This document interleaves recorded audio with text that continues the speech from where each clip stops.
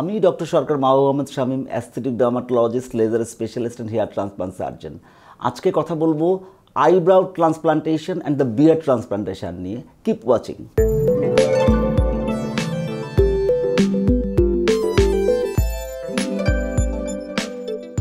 Eyebrow transplantation and beard transplantation এটা একটা ভিন্ন রকমের মাত্রা আমাদের ডিএইচআই থেকে দিয়েছে, কারণ আমরা ডিএইচআই মেথডের মধ্যে খুব সাফল্যজনকভাবে আইব্রাউ করতে পারি এবং আমরা খুব সুন্দরভাবে যাদের মুখের মধ্যে দাড়ির সংখ্যা কম, যারা একটু হীনমন্যতায় ভুগেন, তাদের জন্য আমরা ভালো করে বিয়ার ট্রান্সপ্লান্ট করে দিতে পারি। তো এই জন্য কোন চুলগুলো এবং কোন জায়গার রিসিপিয়েন্ট সাইড কোনটা বা ডোনার সাইড কোনটা সেটা আমাদের জানতে হবে।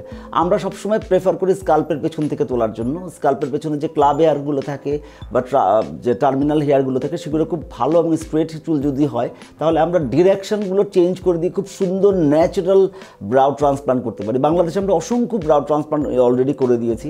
আর ডিএইচআইতে আপনারা যা সার্চ দিয়ে দেখেন গুগলে যে আমরা শত শত বিয়ার ট্রান্সপ্লান্ট করছি। বিয়ার ট্রান্সপ্লান্টও খুব চমৎকার ব্যাপার। আমিও সেগুলো প্রেফার করি যেগুলো স্কাল্প থেকে নিয়ে আসার জন্য।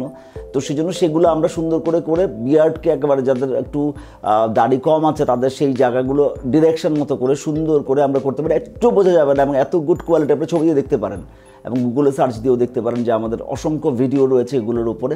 সুতরাং যারা আসলে শুধুমাত্র চুলের ট্রান্সপ্লান্ট ছাড়াও অন্যান্য প্রবলেমে যারা ভুগে থাকেন, বিভিন্ন কারণে চুল পড়ে যেতে পারে, ব্রাউ পড়ে যেতে পারে, দাড়ি না উঠতে পারে, তো সেই জিনিসগুলো থেকে সমাধানের রাস্তা এখন রয়েছে ডিএইচআইতে। সুতরাং আপনাদেরকে সকলকে স্বাগতম ডিএইচআই করার জন্য। Please don't forget to subscribe and like laser treat by Dr. Shamim. And follow me in Instagram, Twitter and Facebook. And if you have any query, please visit www.lasertreat.com.bd.